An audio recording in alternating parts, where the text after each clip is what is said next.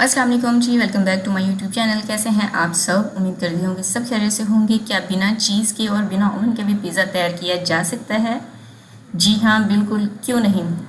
बेवक्त अगर आपको भूख लगी है या फिर बच्चों को कुछ झटपट सा जो है लंच बॉक्स में बना कर देना है, इस रेसिपी को लास्ट में ट्राई करें। तो चलिए देख लेते हैं इसे किस तरह से बनाना है। सब्सक्राइब करें ice and spice YouTube channel को, साथ में घंटी का बटन प्रेस करके ऑल पे क्लिक करें और पाएं डेली अपडेट। तो बिस्मिल्लाह करके रेसिपी को बनाना स्टार्ट करते हैं। इस पिज़्ज़ा को बनाने के लिए सबसे पहले हम इसकी डो तैयार करेंगे, यानी कि इसकी बेस तैयार करेंगे। उसके लिए हमें चाहिए होगा एक बड़ा बॉल और इसमें डालेंगे 1 कप दूध। दूध जो है ये आपका रूम टेम्परेचर पर होना चाहिए, ठंडा फ्रिज से उठा के आपने इस्तेमाल नहीं करना। 1 खाने का चम्मच हमें चाहिए होगा चीनी, 2 खाने के चम्मच कुकिंग ऑयल और 1 खाने का चम्मच ही मैं यहाँ पर इस्तेमाल कर रही हूँ इंस्टेंट यीस्ट।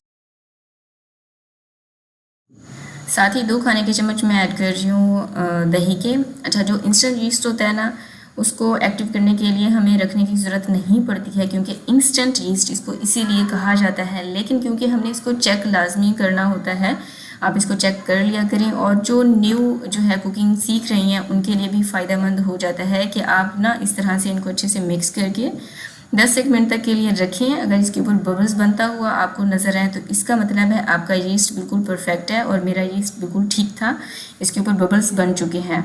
अब हम इसमें ऐड करेंगे 2.5 कप मैदा, और मैदे को आपने छान लेना है।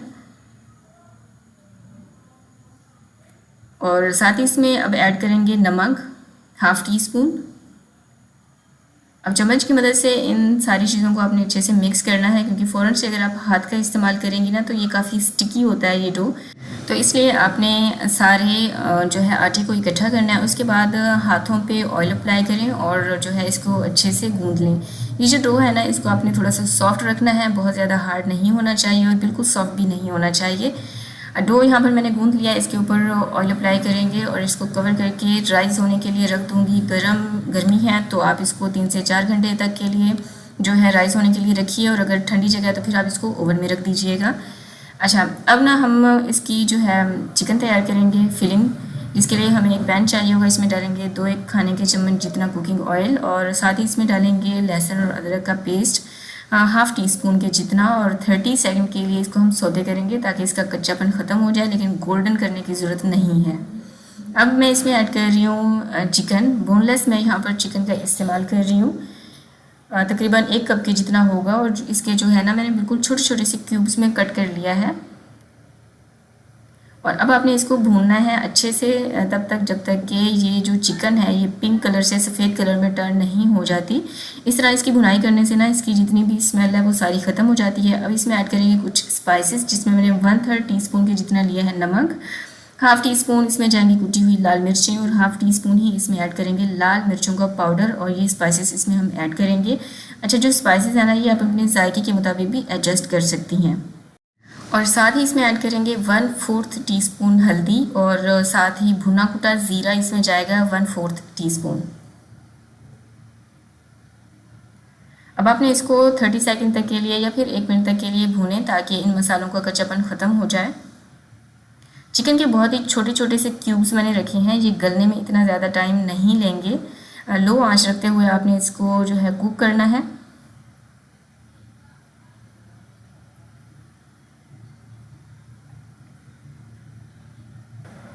और अब मैं इसमें ऐड करूँगी 4 टेबलस्पून दही।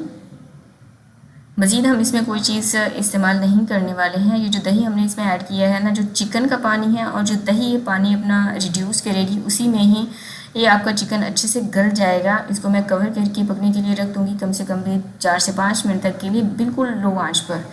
तो यहाँ पर 4 से 5 मिनट तक के लिए मैंने इसको हल्की आंच पर पकने के लिए रख दिया था, और यहाँ पर चिकन मेरा परफेक्ट जो है कुक हो चुका है। हम चूल्हे की आंच बंद कर दूंगी और इसे साइड पर रख देंगे।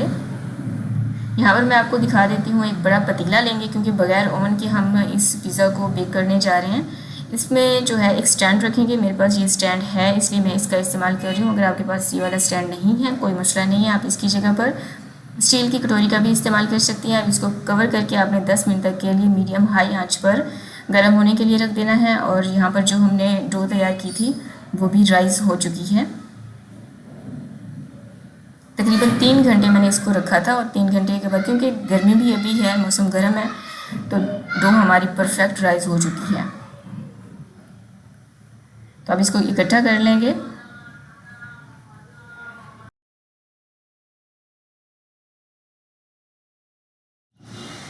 हाथों को ऑयल से ग्रीस करेंगे और सारी डो को इकट्ठा कर लेंगे।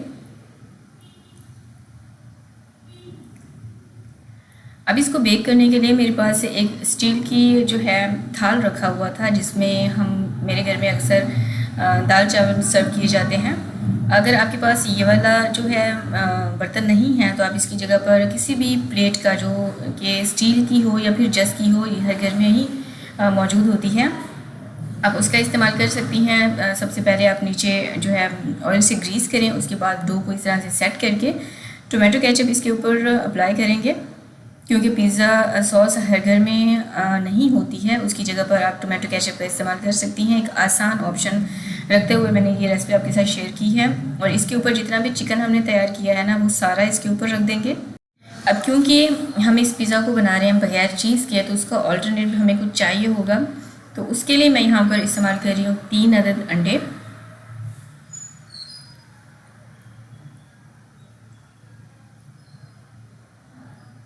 और इसमें हम ऐड करेंगे कुटी हुई लाल मिर्चें और नमक का, ताकि जो हमारे ये अंडे हैं ना, ये टेस्टलेस ना रहें। इनको अच्छे से मिक्स करेंगे। ये जो रेसिपी है ना, इसको आप अपने बच्चों को लंच बॉक्स में भी बना कर दे सकती हैं, या फिर भी वक्त अगर आपको भूख लगी है तो भी इसे बनाकर ट्राई कर सकती हैं। और अगर लेट नाइट कुछ खाने की क्रेविंग हो रही है तो भी इसे ट्राई कर सकती हैं। इस पिज़्ज़ा को बनाने के लिए हमें कुछ वेजिस चाहिए होंगी, जिसमें मैंने ली है टमाटर और प्याज, शिमला मिर्च और ब्लैक ऑलिव्स। ब्लैक ऑलिव्स अगर आपके पास रखी हैं तो आप इस्तेमाल कर सकती हैं, नहीं है तो कोई मसला नहीं, आप इन्हें स्किप भी कर सकती हैं। मेरे पास रखे हुए थे, इसलिए मैं यहाँ पर इसको जो है इस्तेमाल कर रही हूँ। अब जो हमने अंडे बीट करके रखे हैं ना, वो सारे चिकन के ऊपर फैला देंगे। और इस चीज़ का आपने ख्याल रखना है कि अंडे जो है ना, ये किनारों पर ना जाए। उसके बाद ये जितने भी हमने वेजिस ली हैं, इनको जो है इस पिज़्ज़ा के ऊपर रख देंगे।